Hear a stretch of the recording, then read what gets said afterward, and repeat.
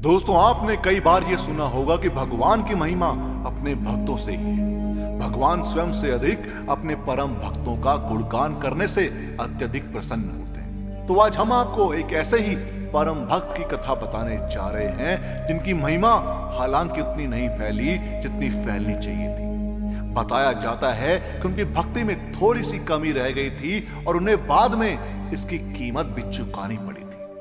ये भक्त कोई और नहीं बल्कि भृंगी ऋषि थे। पुरानी कथाओं के अनुसार भृंगी ऋषि महादेव के परम भक्त थे, किंतु उनकी भक्ति कुछ ज्यादा ही कट्टर किस्म की थी।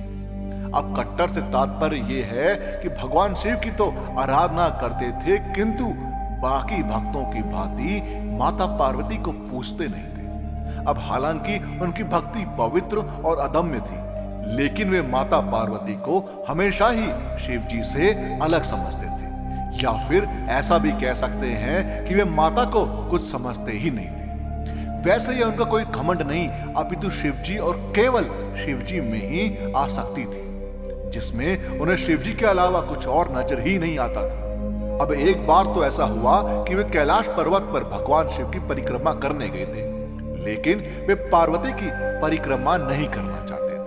अब ऋषि के इस कृत्य पर माता पार्वती ने ऐतराज प्रकट किया और कहा कि हम दो जिस्म एक जान हैं, तुम ऐसा कर नहीं सकते।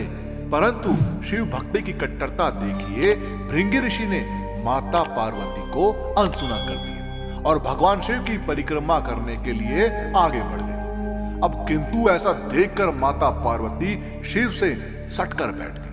अब इस किस्से में एक और नया मोड़ तब आया जब भृंगी ने सर्प का धारण कर लिया और दोनों के बीच से होते हुए शिव जी की परिक्रमा देनी चाहिए। तब भगवान शिव ने माता पार्वती का साथ दिया और संसार में महादेव के अर्धनारीश्वर रूप का जन्म हुआ। अब भृंगी ऋषि क्या करते, किंतु गुस्से में आकर उन्होंने चूहे का रूप धारण किया और शिव जी और पार्वती जी को बीच से कुतरने लगे।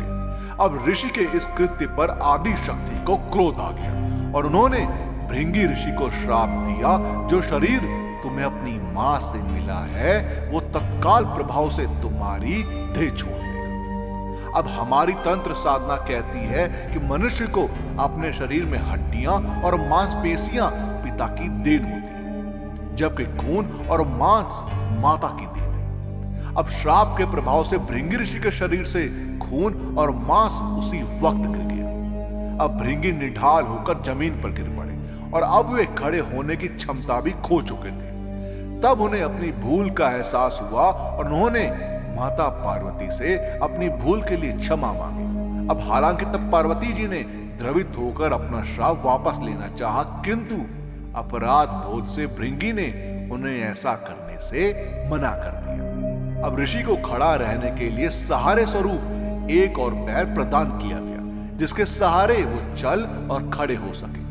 अब शास्त्रों के मुताबिक महादेव की परम भक्त भृंगी के कारण ही भोलेनाथ के अर्धनारीश्वर रूप का उदय हुआ था। भगवान शिव का जो भक्त उनके अर्धनारीश्वर स्वरूप की भक्ति करता है, वह संसार में सम्मानित होता है, दीर्घायु होता है, अनंत काल तक वह सौभाग्य प्राप्त होता है और समस्त सिद्धियां प्राप्त करता है। दोस्तों, आपका इस बारे में क्या कहना है, हमें कमेंट के माध्यम से जरूर बताइएगा और वीडियो पसंद आई हो तो लाइक और शेयर करना मत भूलिएगा।